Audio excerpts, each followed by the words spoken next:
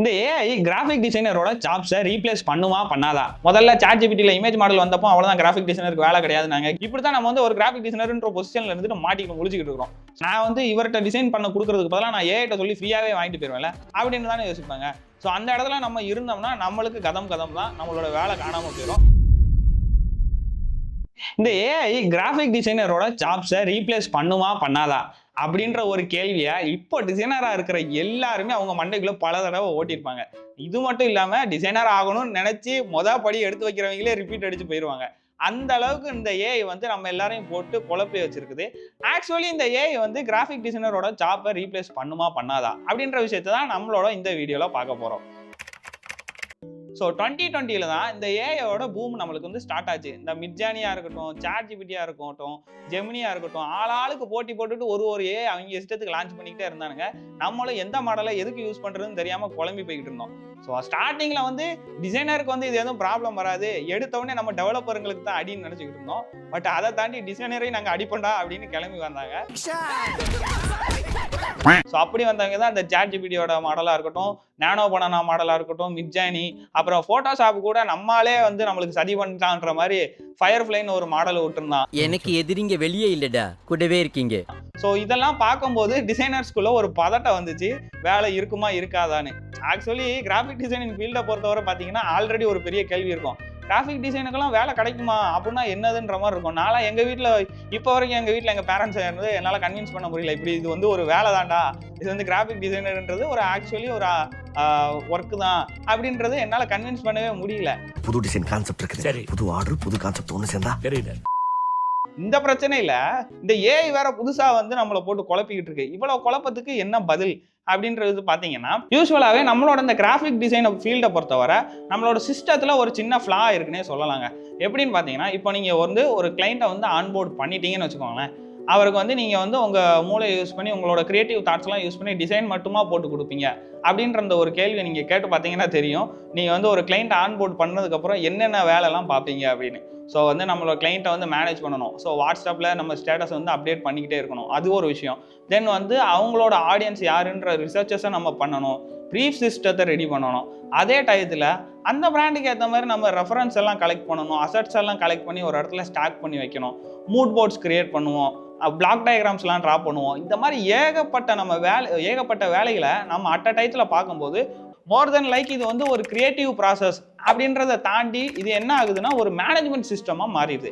நம்மளாம் ஒரு ஒர்க்கை மேனேஜ் பண்ணுறதுக்கான ஒரு ஆள் மாதிரி தான் ஒர்க் பண்ணிட்டு இருக்கோமே தவிர ஒரு கிரியேட்டிவான பர்சனாக நம்ம அந்த இடத்துல ஆக்சுவலாக ஒர்க் பண்ண மாட்டோம். நீங்கள் இதை யோசிச்சு பார்த்தா உங்களுக்கே ஃபீல் ஆகும். ஸோ இந்த ஒரு விஷயம் தான் யூஸ்வலாக இருக்கிற எல்லா கிராஃபிக் டிசைனரோட அந்த ஒர்க் ஃப்ளோவையுமே ரொம்ப காம்ப்ளிகேட்டடாக மாற்றுது. ஸோ இந்த சிஸ்டத்துக்குள்ளே நம்ம சர்வைவ் ஆகணும்னு நினச்சோன்னா இப்போ இருக்கிற எராக்கு ஏஐ யூஸ் பண்ணாதான் நம்ம வந்து சர்வே ஆக முடியும்னு நான் நினைக்கிறேன். எப்படி ப்ரோ, அது எப்படி ப்ரோ, எல்லாரையும் ரீப்ளேஸ் பண்ணிடும்னு சொல்கிறாங்களே, நீங்கள் என்ன இப்படி சொல்கிறீங்கன்னு அப்படி கேட்பீங்க. ஆக்சுவலி இந்த ஏஐன்ற விஷயம் கிராஃபிக் டிசைனர்ஸ் எல்லாரையுமே எல்லாம் ரீப்ளேஸ் பண்ணாது, குறிப்பிட்ட பீப்புள்ஸை மட்டும்தான் ரீப்ளேஸ் பண்ண முடியும். அந்த லிஸ்ட்டில் நீங்கள் இருக்கீங்களான்னு இப்போ பார்த்துட்டு அதுலேருந்து எஸ்கேப் ஆகிறதுக்கு என்ன வழின்றதை பார்த்துக்கோங்க. ஸோ இப்போ நம்ம ஆல்ரெடி பார்த்த மாதிரி இந்த கிராஃபிக்ஸ் டிசைன் அப்படின்ற இந்த சிஸ்டத்துலேயே நம்மளுக்கு வந்து ஒரு ஃப்ளா இருக்குது. மோர் தென் லைக் கிரியேட்டிவ் ப்ராசஸ் நம்ம சொல்லலாம். நம்மளுக்கு வந்து அது ஒரு மேனேஜ்மெண்ட் சிஸ்டம் மாதிரி தான் மாறுது, சரிங்களா? ஸோ இந்த இடத்துல நம்மளோட கிளைண்ட்ஸ் எல்லாம் என்ன மாதிரி எதிர்பார்க்க ஆரம்பிச்சிட்டாங்கன்னா, கிரியேட்டிவ் ப்ராசஸ் அண்ட் வந்து பெர்ஃபெக்ஷனை தாண்டி அவங்களுக்கு இப்போதைக்கு ஃபாஸ்ட்டாக வேணும், அதே மாதிரி அவங்க எதிர்பார்க்குற மாதிரி வேணும். அந்த மலையர் மான்கொம்பு மாதிரி சிறுசா சிவி என் கையில கொடுக்குற. ஸோ அதை நம்ம பூர்த்தி பண்ணுற மாதிரியான ஒரு டிசைனராக இருந்தால் மட்டும்தான் நம்ம இந்த இடத்துல சர்வே ஆக முடியும். இல்லைனா நம்மளை வந்து ஈஸியாக ரீப்ளேஸ் பண்ணிட்டு போயிடுவாங்க. இன்னும் தெளிவாக சொல்லணும்னா, நம்மளுக்கு கிரியேட்டிவ் திங்கிங் இல்லாதனால நம்மளை வேலையை விட்டு தூக்கிக்கிட்டாங்க அப்படின்றத தாண்டி நீங்கள் ஒரு ஸ்லோவான டிசைனர் ஆகிட்டீங்க அப்படின்றதான் அர்த்தம். ஸோ நீங்கள் ஸ்லோ ஆக உங்களை ரீப்ளேஸ் பண்ணுறதுக்கு இன்னும் நிறையா பேர் வருவாங்க, கூட ஏஐயுமே கூப்பிட்டு வருவாங்க. அப்படின்ற பட்சத்துக்கு நீங்கள் வந்து ஒரு பட்சத்தில் காணாமே போயிடுவீங்க. ஸோ அடுத்ததாக என்னன்னு பார்த்தீங்கன்னா, இந்த டிசைனிங் ஃபீல்டை பொறுத்தவரை 2 டைப் ஆஃப் டிசைனர் இருக்காங்க கைஸ். ஒன்று டாஸ்க் பேஸ்டு டிசைனரு, இன்னொன்று வந்து ப்ராப்ளம் பேஸ்டு டிசைனர், சரிங்களா? இந்த டாஸ்க் பேஸ்டு டிசைனர் என்ன பண்ணுவாப்லன்னா, அவர்கிட்ட கொடுக்குற அந்த வேலையை ஜஸ்ட் ஒரு டாஸ்கா அப்படியே பண்ணி அவர் வந்து அவுட்புட்டை கையில் கொடுத்துருவாரு. ஸோ வந்து இவரை பொறுத்த வரைக்கும் அவருக்கு வர்ற எல்லா டாஸ்க்குமே ஒரு டிசைன் தான், ஓகேவா? பட் இந்த ப்ராப்ளம் பேஸ்டு டிசைனர்ன்றவங்க வந்து அப்படி கிடையாது. அவங்களுக்கு என்ன பண்ணுவாங்கன்னா, இப்போ ஒரு கிளைண்ட் வந்து ஒரு ரெக்யர்மெண்ட் கொடுக்குறாங்கன்னா அதை வந்து ஜஸ்ட் ஒரு ரெக்யர்மெண்ட்டாவோ இல்லை ஒரு டாஸ்க்காவோ பார்க்க மாட்டாங்க. ஆக்சுவலி அந்த இடத்துல இந்த டிசைன் மூலயமா என்ன ப்ராப்ளம் சால்வ் ஆகுது அப்படின்ற விஷயத்த அவங்க பார்த்துட்டு அவங்க ஒரு டிசைன் ரெடி பண்ணுவாங்க. அந்த டிசைன் வந்து ஆக்சுவலி அந்த ப்ராப்ளத்தை சால்வ் பண்ணுதான்னு அவங்க டெஸ்ட் பண்ணியும் பார்ப்பாங்க. ஸோ இதை தான் ப்ராப்ளம் பேஸ்டு டிசைனர்னு சொல்லுவாங்க. இந்த ஏஐ எல்லாம் என்ன பண்ணுன்னா, இப்போதைக்கு நம்மளுக்கு இருக்கிற அப்டேட்ல வந்து ஒரு டாஸ்க் பேஸ்டு டிசைனராக தான் வேலை செய்யும். அவனுக்கு கொடுக்குற அந்த வேலையை அப்படியே வந்து அவுட்புட்டாக கொடுத்துருவான். இப்போ நீங்கள் ஒரு தம்ப்நெயில் ரெடி பண்ண சொல்றீங்கன்னா, நீங்கள் கொடுக்குற கண்டென்ட்டை அப்படியே அது போட்டுட்டு அதுக்கு தெரிஞ்ச டிசைன் எலமெண்ட்ஸ்லாம் வச்சு அதை ரெடி பண்ணி ஒரு தம்ப்நெயில் கொடுத்துரும். அதை தாண்டி நீங்கள் அந்த தம்ப்நெயில் என்ன புதுசாக கொண்டு வரலாம் அப்படின்ற விஷயம்லாம் அதுக்கு தெரியுமான்னு கேட்டால் தெரியாது. அதுக்குள்ளே இருக்கிற அந்த டேட்டாஸை வச்சு அதால் என்ன பண்ண முடியுமோ அதை மட்டும் தான் பண்ண முடியும். ரீசெண்டாக கூட இந்த இன்ஸ்டாகிராமில் எல்லாரும் பார்த்துருப்பீங்க. லைக் வந்து ஒரே இன்ஸ்டாகிராம் போஸ்ட்டில் 2ஆக ஸ்ப்ளிட் பண்ணியிருப்பாங்க. மேலே இருப்பாங்க, கீழே நடுவில் அந்த இன்ஸ்டாகிராம் யூஐ இருக்கும். கீழே இருந்து ஒரு ஸ்விக்கிக்காரர் சாப்பாடு கொடுப்பாரு, அவங்க மாடி வடியிலேருந்து இப்படி வாங்குற மாதிரி வாங்குவாங்க. இந்த மாதிரி விஷயம்லாம் ஏஐக்கு தெரியுமான்னு கேட்டால் சொல்ல முடியாது. இதுக்கெல்லாம் ஹியூமன் தேவைப்படுவாங்க. இதுதான் ஒரு டாஸ்க் பேஸ்டு டிசைனருக்கும் ப்ராப்ளம் பேஸ்டு டிசைனருக்கும் உள்ள வித்தியாசம். ஓகேங்களா? ஸோ அந்த டாஸ்க் பேஸ்டு டிசைனராக இருக்காங்க பாருங்க எல்லாரும், அவங்களெல்லாம் வந்து ஈஸியாக வந்து ஏஐ ரீப்ளேஸ் பண்ணிட்டு போயிடும். ஸோ ஏஐயுமே ஒரு டாஸ்க் பேஸ்டு டிசைனராக தான் இருக்கு. அப்போ கிளைண்ட்ஸ் எல்லாம் என்ன யோசிப்பாங்க, நான் வந்து இவர்கிட்ட டிசைன் பண்ண கொடுக்கறதுக்கு பதிலாக நான் ஏஐட்ட சொல்லி ஃப்ரீயாகவே வாங்கிட்டு போயிடுவேன்ல அப்படின்னு தானே யோசிப்பாங்க. ஸோ அந்த இடத்துல நம்ம இருந்தோம்னா நம்மளுக்கு கதம் தான், நம்மளோட வேலை காணாமல் போயிடும். ஸோ அதை ஒன்று மனசில் வச்சுக்கோங்க. ஸோ வந்து இப்போ நம்ம 2 விஷயம் பார்த்துருக்கோம். ஒன்று, உங்களோட ஒர்க் மேனேஜ்மெண்ட்டை வந்து நீங்கள் கரெக்டாக மேனேஜ் பண்ணல, இல்லை ஃபாஸ்ட்டாக வேலை பண்ணல அப்படின்னா நம்மளை வந்து ஈஸியாக ரீப்ளேஸ் பண்ணிடுவாங்க. 2வது விஷயம், ஒரு டாஸ்க் பேஸ்டு டிசைனராக மட்டும் இருந்தோம்னாலும் நம்மளோட வேலை காணாமல் போயிடும். சரி ப்ரோ, இந்த ஏஐ வந்து நான் எப்படி என் ஒர்க் ஃப்ளோவில் யூஸ் பண்ணுறது, நான் கேட்குற டிசைன்லாம் அது கோலுமாலாக கொடுத்துக்கிட்டு இருக்கு, அவுட்புட்டும் நல்லா இல்லை அப்படின்றாங்க அப்படிம்பாங்க. ஒரு நல்ல எக்ஸாம்பிள் சொல்கிறேன்.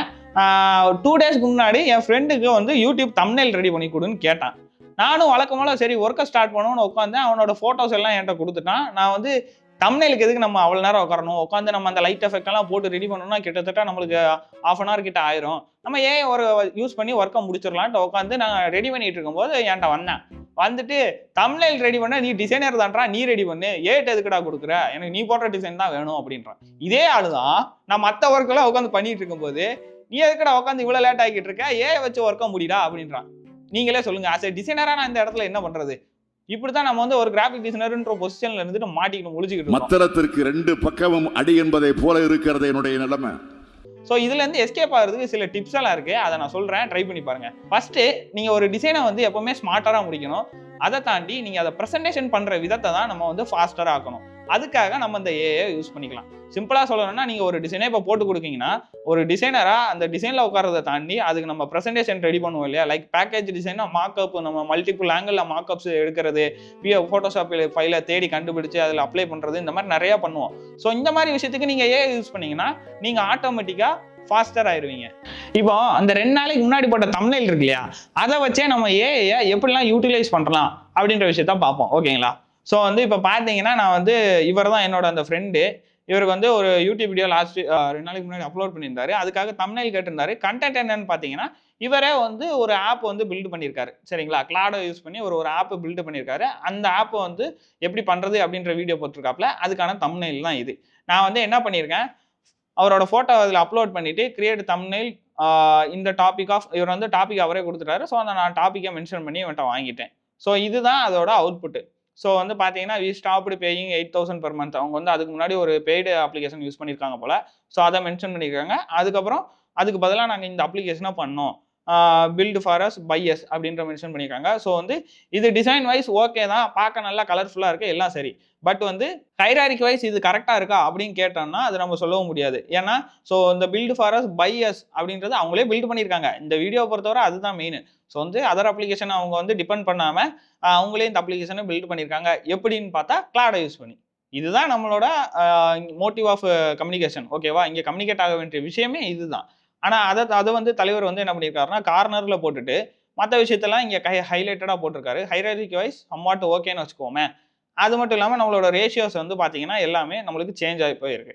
ஸோ இது வந்து யூஸ்வலாக நம்ம வந்து சாட்ஜிபிடிட்ட வந்து கண்டென்ட் வாங்குற மாதிரி, ஜிப்ளியில் எல்லாரும் போட்டு வாங்கிட்டு இருந்தாங்களா, அந்த மாதிரி வந்து நம்மளும் வாங்கிட்டு இருக்கோம். அஸ் அ டிசைனராக வந்து இந்த ஒர்க் ஃப்ளோ நம்மளுக்கு இருக்கக்கூடாது.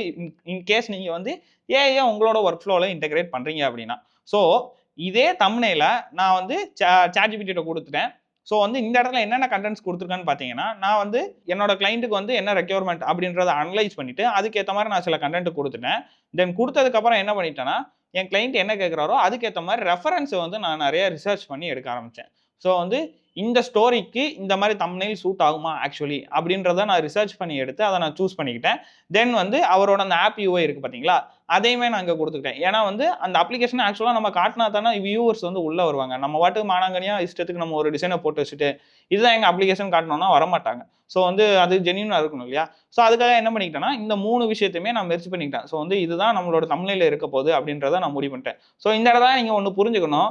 போன இதில் நான் என்ன பண்ணேன்னா எனக்கே ஐடியா இல்லை. ஏஐட்ட கொடுத்துட்டு எனக்கு ஒரு தம்ப்நெயில் போட்டு கொடுறா அப்படின்னு நான் கேட்டேன். அவனுக்கு தெரிஞ்சதை வச்சு ஏதோ போட்டு கொடுத்துட்டான். பட் இந்த இடத்துல பார்த்தீங்கன்னா ஆக்சுவலாக நான் எப்போ டிசைன் பண்ணுறேன்னா இவனுக்கு நான் இதை தான் கொடுக்கணும், என்னோட அவுட்புட் இப்படி தான் வரணும், நான் விஷுவலைஸ் பண்ணுறேன் பார்த்தீங்களா, அப்போ தான் டிசைன் பண்ணுறேன். ஸோ நான் ஆல்ரெடி டிசைன் பண்ணி வச்சதை தான் இவனை பண்ண மட்டும் தான் சொல்கிறேன். ஓகேங்களா? இவனை ஐடியேஷன் பண்ண சொல்ல, நான் இவனை பண்ணி மட்டும் தான் அந்த டிசைனை மட்டும் ரெடி பண்ணி கொடுன்னு தான் நான் சொல்கிறேனே தவிர இதையே எனக்கு ஐடியா பண்ணி கொடுன்னு சொல்லலை. இதுதான் வந்து ஒரு ப்ரொஃபஷனல் டிசைனரோட ஒர்க் ஃப்ளோவாக இருக்கணும். நீங்கள் வந்து ஐடியேஷனுக்காகவே நீங்கள் வந்து ஏஐட்ட போகலாம், தப்பு இல்லை, போக வேண்டாம்னு சொல்லலை. பட் வந்து உங்களோட மைண்டுக்குள்ளே ஒரு கிளியரான விசுவலைசேஷனே இல்லாமல் ஏஐட்ட போனீங்கன்னு வச்சுக்கோங்களேன், உங்களோட அந்த அவுட்புட்டை வந்து நீங்கள் கொண்டு வர முடியாது. ஸோ வந்து இந்த டிசைனை வந்து நான் ஜென்ரேட் பண்ணேன். யூஸ்வலாக நம்மளுக்கு வந்து ஒரு தம்ப்நெயிலுக்கு வந்து 30 மினிட்ஸ் ஆகும். நான் கிட்டத்தட்ட 3 தம்ப்நெயில் ரெடி பண்ணேன். 3யுமே நான் வந்து ஒரு 15 மினிட்ஸில் முடிச்சிட்டேன். ஸோ வந்து நான் 3 டிசைனுமே இப்போ ஃபோட்டோஷாப்பில் ஓப்பன் பண்ணி வச்சுருக்கேன்.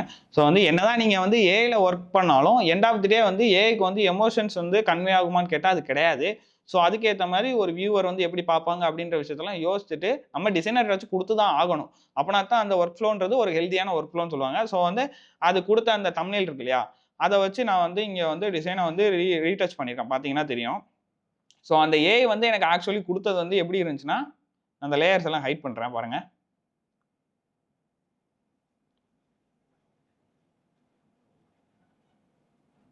ஸோ இதுதான் எனக்கு வந்து ஏஐ கொடுத்துச்சு. இது வந்து மோர் லைக் வந்து இந்த பழைய காலத்தில் ரொம்ப கண்டென்ட் போட்டு டிசைன் பண்ணுற அந்த பேனர்ஸ் மாதிரி இருந்துச்சு. ஸோ இதை வந்து யாராச்சும் பார்ப்பாங்களா அப்படின்னு கேட்டால் கிடையாது. ஸோ வந்து வியூவர்ஸை பொறுத்தவரை மேக்ஸிமம் கண்டென்ட் கம்மியாக ஈஸியாக ரீடபிளாக இருந்தால் தான் பார்ப்பானுங்க. அதுவும் நம்ம ஸ்க்ரோல் பண்ணுற டயத்துக்கெல்லாம் 2 to 3 செகண்ட்ஸில் பார்ப்பாங்களான்னு கேட்டால் டவுட் தான். அதனால என்ன பண்ணிட்டேன்னா, நான் வந்து இந்த சப்ஜெக்டை மட்டும் எடுத்துட்டு இதை மட்டும் ஏஐட்ட வந்து இன்ஸ்பிரேஷனாக எடுத்துட்டு மற்ற கண்டென்ட்ஸ் எல்லாத்தையுமே நான் வந்து ஹைட் பண்ணிட்டேன். தென் வந்து அவர் என்ன கண்டென்ட் கேட்டாரோ அதுக்கேற்ற மாதிரி நான் ஹைரார்கி பேஸ்டில் ஒவ்வொரு எலமெண்ட்ஸையும் பிளேஸ் பண்ணியிருக்கேன். ஸோ வந்து இந்த மெனி சார்ட்ன்ற அப்ளிகேஷன் வந்து பார்த்தீங்கன்னா இதைத்தான் அவங்க வந்து பெய்டாக வாங்கி யூஸ் பண்ணிட்டு இருந்தாங்க. அதுக்கு பதிலாக தான் இன்னொரு அப்ளிகேஷன் வந்து அவங்க ரெடி பண்ணியிருக்காங்க. இந்த இன்ஸ்டாகிராமில் கமெண்ட் எல்லாம் போகுது பார்த்தீங்களா ஆட்டோமேட்டிக்காக, அதுக்கான ஒரு அப்ளிகேஷன். ஓகேங்களா?